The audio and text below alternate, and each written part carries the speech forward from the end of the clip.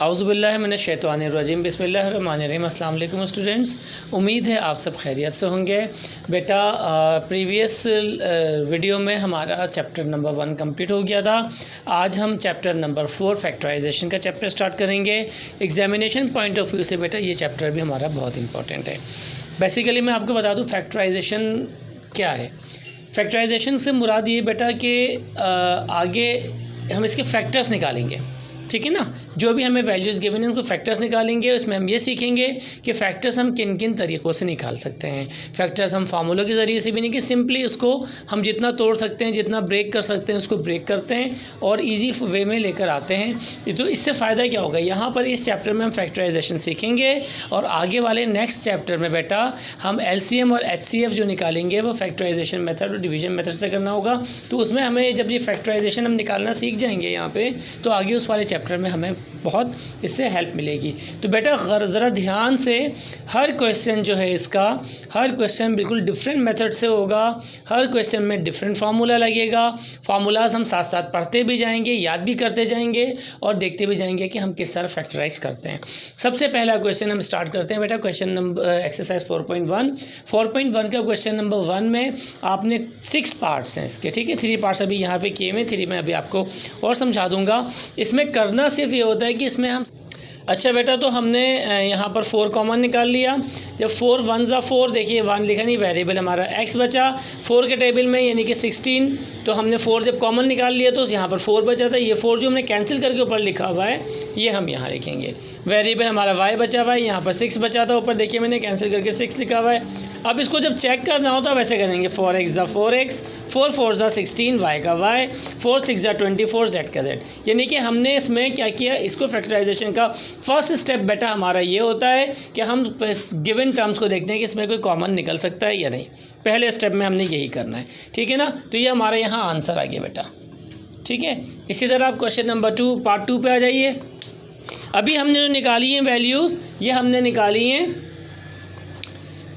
मतलब numeric values निकाली थी। अब इसमें देखिए न्यूमेरिक वैल्यूज़ कोई है ही नहीं, क्योंकि यहाँ कोई वैल्यू नहीं है तो कॉमन निकल ही नहीं सकता, न्यूमेरिक वैल्यू नहीं निकल सकती। अब हम क्या करेंगे बेटा, इसमें हम चेक करेंगे कि हमारी जो वेरिएबल्स है इसमें क्या चीज़ कॉमन आ रही है। अब देखिए इसके पास भी x स्क्वायर है, इसके पास भी x स्क्वायर है, इसके पास भी x स्क्वायर है, सेम आ रहा है तीनों, निकाल दीजिए बाहर।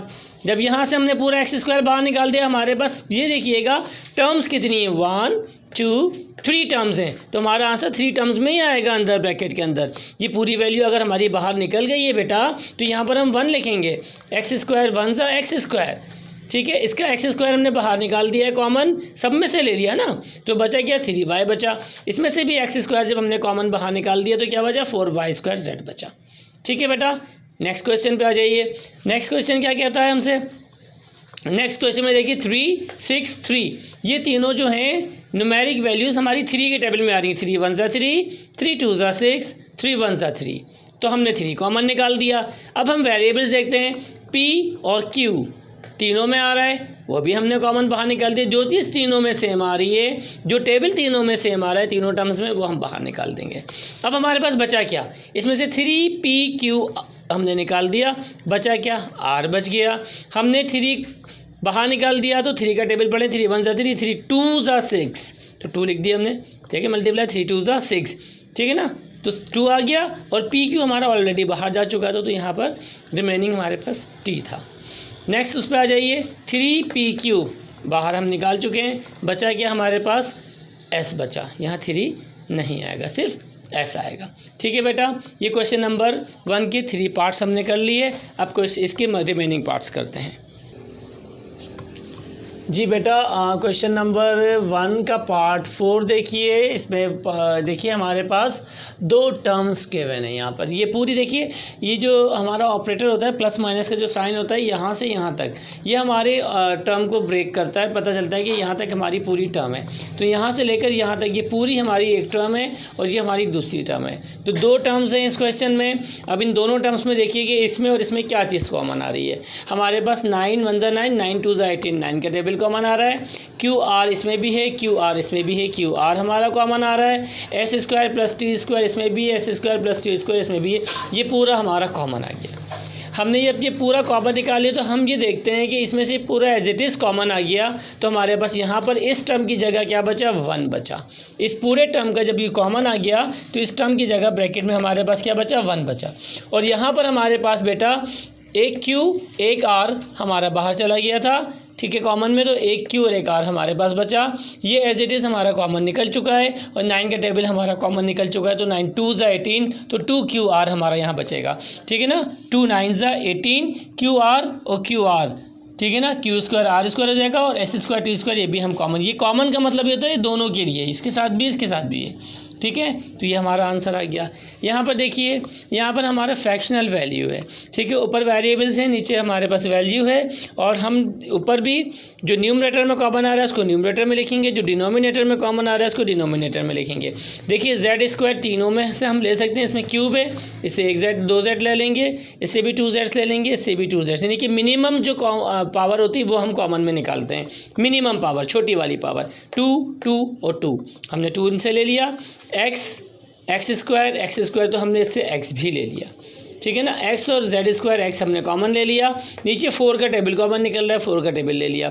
4 4 ज़ा 16, 4 2 ज़ा 8, 4 3 ज़ा 12, देखिए 4 4 ज़ा 16, 4 2 ज़ा 8, 4 3 ज़ा 12, डिनोमिनेटर्स में हमारी न्यूमेरिक वैल्यूज आ जाएंगी। ऊपर देखिए बेटा हमारे पास ये एक्स स्क्वायर जेड पूरा कॉमन बाहर निकल गया, तो यहाँ 1 आ गया। यहाँ पर देखिए एक्स स्क्वायर हमारा एक्स और जेड स्क्वायर, यानी कि जेड स्क्वायर पूरा निकल गया और एक्स 2 थे, एक बाहर निकल गया, तो एक हमने अंदर लिख लिया। यहाँ पर देखिए एक एक्स बाहर चला गया, एक एक्स हमारे पास अंदर आ गया, और जेड स्क्वायर हमारा कॉमन निकल चुका है, तो एक जेड जो बचा वो हमने यहाँ लिख दिया। इस तरह हमारा ये वाला भी आंसर आ गया, ठीक है बेटा। नेक्स्ट क्वेश्चन की तरफ चलते हैं। देखिए बेटा पार्ट 6 देखिए, पार्ट 6 में हमने क्या किया, पार्ट 6 में देखिए हमारे पास ये देखिए माइनस का साइन आ रहा है, ये हमारे पास एक फर्स्ट टर्म है, यहाँ से यहाँ तक ये हमारी सेकंड टर्म है, यहाँ से यहाँ तक ये हमारी थर्ड टर्म है। फर्स्ट टर्म में भी x माइनस वाई, तीनों टर्म्स में x माइनस वाई कॉमन आ रहा है, और तीनों टर्म में हमारे पास a भी कॉमन आ रहा है, तो a और x माइनस वाई हमने बाहर निकाल लिया। अंदर हमारे पास ये बचा a x minus y, first term से पूरी की पूरी वैल्यूज़ बाहर आ गई, तो यहाँ 1 आ जाएगा। यहाँ पर देखिए x माइनस वाई चला गया इसमें से, और ए चला गया, एक ए चला गया, तो एक ए और एक बी बचा, ए और बी हमने यहाँ लिख लिया। इसी तरह यहाँ से भी देखिए एक ए एक बी चला गया, सॉरी एक ए चला गया और x माइनस वाई चला गया, तो हमने एक ए हमारे पास बचा और B square as it is, क्योंकि बी स्क्वायर हमने कॉमन नहीं निकाला था, मतलब जो रिमेनिंग होते हैं वो हमारे ब्रैकेट के अंदर बच जाते हैं। तो ये एक तरीका था, सबसे पहला स्टेप था हमारे फैक्टराइजेशन का बेटा, कि जिसमें हम सबसे पहले चेक करते हैं कि हमारे पास कौन सी वैल्यू कॉमन निकल रही है और कौन सी वैल्यू कॉमन नहीं निकल। कॉमन निकालना सीख लीजिए, प्रैक्टिस कर लीजिए, इसको बार बार देखिए, ये ज़रूरी है बेटा, ये आना चाहिए और आपको पहली नज़र में समझ में आ जाए कि हाँ इसमें कॉमन निकल रहा है या नहीं निकल रहा है। नेक्स्ट अब हम क्वेश्चन नंबर 2 की तरफ चलते हैं। क्वेश्चन नंबर 2 में आ जाइए बेटा। क्वेश्चन नंबर 2 में देखिए हमारे पास वैल्यूज़ 4 टर्म्स गिवन है। सबसे पहले हम ये चेक करेंगे बेटा कि 4 टर्म्स में कौन सी वैल्यू कॉमन आ रही है। 4 टर्म्स में चारों में कोई कॉमन नहीं आ रही, तो हम क्या करेंगे, इसको 2-2 के पेयर्स बना लेंगे, ये 2 और ये 2, 2-2 के पेयर्स बनाने के बाद हम 2-2 में चेक करेंगे क्या कॉमन आ रहा है। अब देखिए 7x और zx में XZ में हमारे पास x कॉमन आ गया। जब हम इन दोनों में से x निकाल लिया तो 7 + z हमारे पास ब्रैकेट के अंदर बच गया।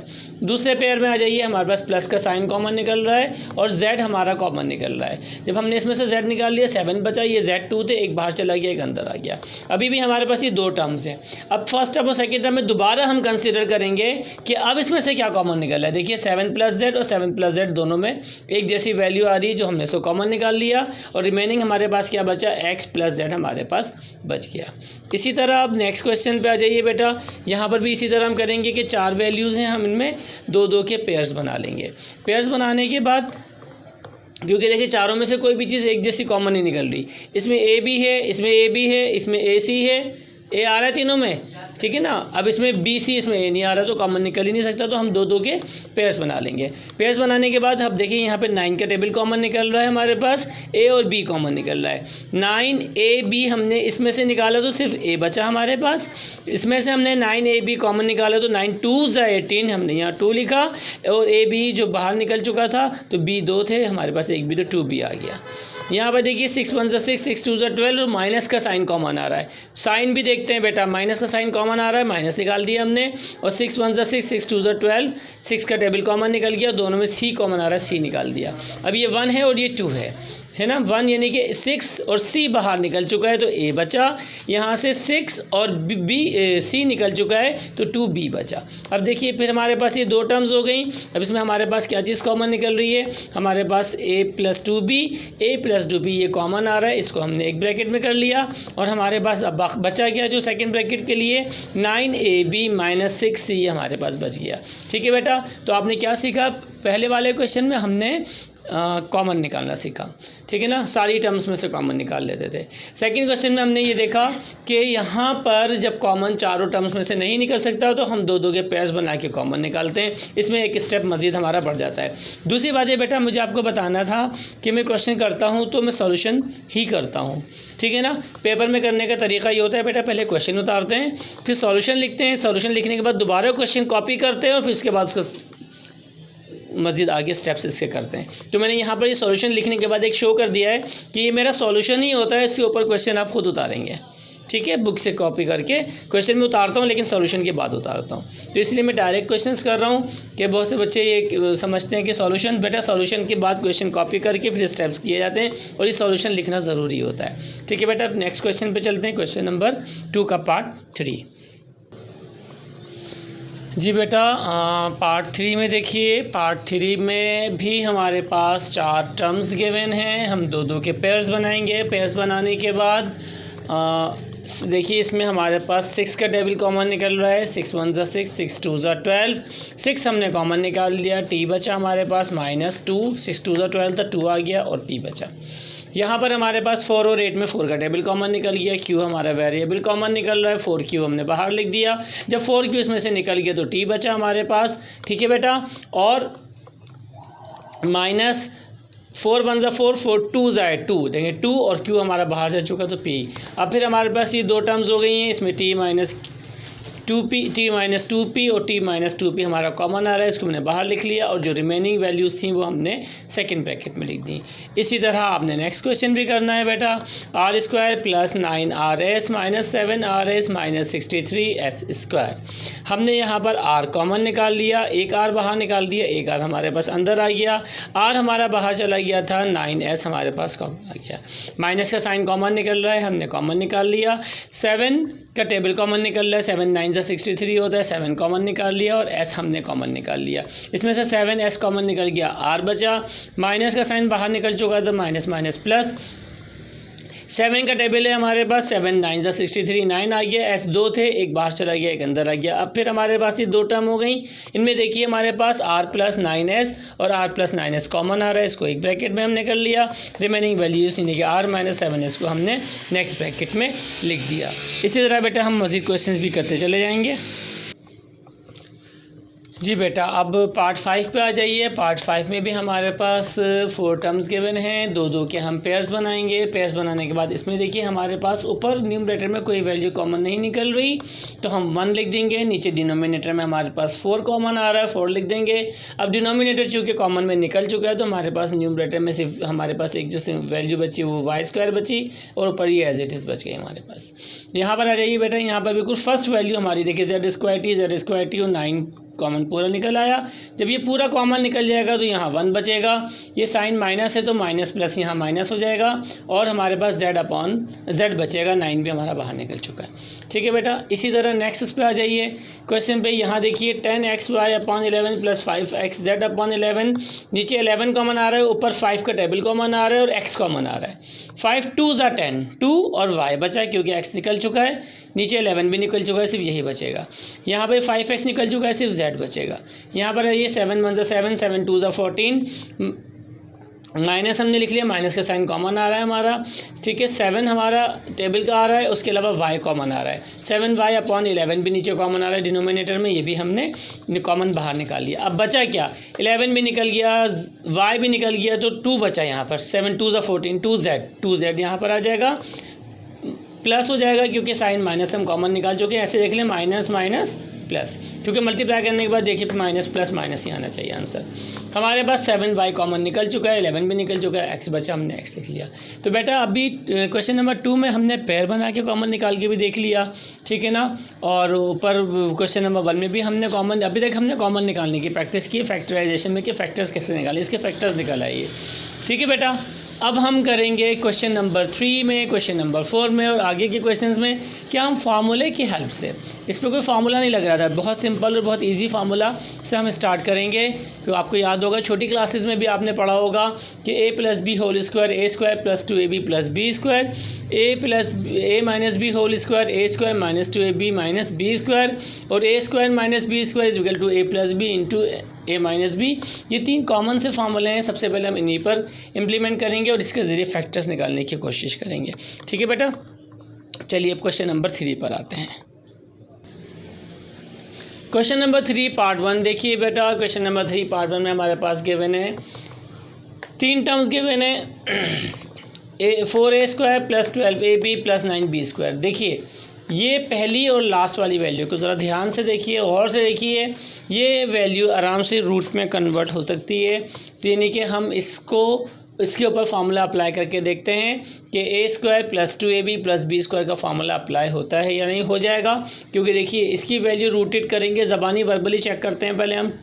2 × 2 = 4, 3 × 3 = 9, 2 और 3, 2 × 3 = 6, 6 × 2 = 12, 12 आ रहा है। अब देखिए किस तरह आ रहा है, ये फार्मूला हम यूज़ कर रहे हैं a + b whole square is equal to a² + 2ab + b square. ये बेटा हमारा फार्मूला है, ये हमारा फार्मूला है, इसको तो हमने यूज़ करना है इसके अंदर, ठीक है ना। अब हमारे पास वैल्यू इस फॉर्म में गिवन है a² + 2ab + b square, a² + 2ab + b square. हमको इसको कन्वर्ट करना है इसमें a + b होल, यानी कि बंद करना है फार्मूले में।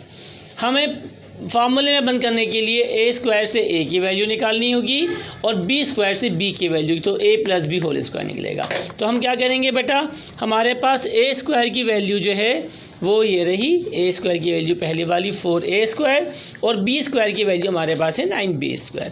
इससे हम 4a² से वैल्यू निकालेंगे a की और b² से निकालेंगे वैल्यू सिंगल b की। b की वैल्यू निकले, a की वैल्यू निकलेगी 2a, यानी कि 4a² मतलब 2a × 2a is equal to 4a²। It means 4a² की जो वैल्यू रूटेड वैल्यू निकलेगी वो ये निकलेगी, 9b² की 3 × 3 = 9 होता है, 9 3b निकलेगी।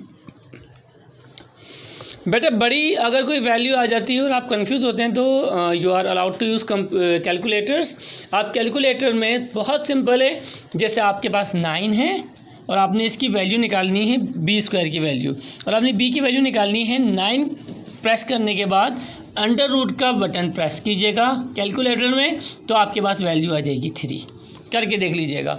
इसी तरह अगर 144 है आपके पास, आपने 144 को √ करेंगे तो आंसर आपका आएगा 12, यानी कि ये इसकी 12, इसकी 144 की 12 होगी, सही। समझ में आ रहा है बेटा। तो इसी तरह हमने a² से a की वैल्यू निकाली और b² से b की वैल्यू निकाली हमने, ठीक है। अब हमने a और b की जो वैल्यू निकाल ली है हम पुट कर देंगे फार्मूले में। देखिए हमने फार्मूला, मैंने सबसे पहले ब्रैकेट्स लगा लिए थे इस तरह, देखिए ये ब्लैंक ब्रैकेट्स लगा लिए थे मैंने, ठीक है। किस तरह, अकॉर्डिंग टू द फार्मूला मैंने ब्रैकेट्स लगा लिए यहाँ पे, a² ये रहा प्लस 2ab, 2 हमारा फार्मूले का, a और b हमने वेरिएबल्स की ब्रैकेट लगा लिए, प्लस b² हमने ब्रैकेट लगा लिए।